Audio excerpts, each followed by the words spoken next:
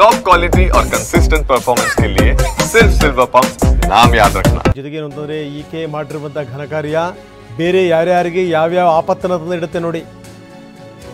ಅವರ ತಂದೆಗೂ ಕೂಡ ಸಂಕಷ್ಟ ಇದೆ. ಪ್ರೋಟೋಕಾಲ್ ಹೆಂಗೆ ಸಿಕ್ತು ಅನ್ನೋದ್ರ ಬಗ್ಗೆ ಅಧಿಕಾರಿಗಳು ವಿಚಾರಣೆ ಮಾಡ್ತಾ ಇದ್ದಾರೆ. ಇನ್ನು ರಾಮಚಂದ್ರ ರಾವ್ ಕಡ್ಡಾಯ ರಜೆ ಮೇಲೆ ಹೋಗಿದ್ದಾರೆ. ACS ಗೌರವ್ ಗುಪ್ತಾ ರಾಮಚಂದ್ರ ರಾವ್ ಅವರ ವಿಚಾರಣೆ ಮಾಡಿದ್ದಾರೆ. ಅವ್ರಿಗೂ ಕೂಡ ಈಗ ಸಂಕಷ್ಟ ಕಟ್ಟಿಟ್ಟ ಬುತ್ತಿ. ತಂದೆಯ ಬೆಂಬಲ ಇಲ್ಲದೇನೆ ಈಕೆ ಇಷ್ಟೊಂದೆಲ್ಲ ಮಾಡಲಿಕ್ಕೆ ಸಾಧ್ಯನೇ ಇಲ್ಲ ಅಂತ ಅಧಿಕಾರಿಗಳಿಗೂ ಕೂಡ ಗೊತ್ತಿದೆ. ಹೀಗಾಗಿಯೇ ಇವ್ರಿಗೂ ಕೂಡ ಗ್ರಹಚಾರ ವಕ್ರಿಸ್ಕೊಂಡಿದೆ. ಅದರಲ್ಲೂ ಪ್ರೋಟೋಕಾಲ್, ನೀವು ಫಿಸಿಕಲ್ ಯಾವುದೇ ಚೆಕಪ್ ಇಲ್ಲದೇನೆ ಆಕೆ ಬರ್ತಿದ್ದಂಥ ರೀತಿ ಮೇನ್ ಅದೇನೇ.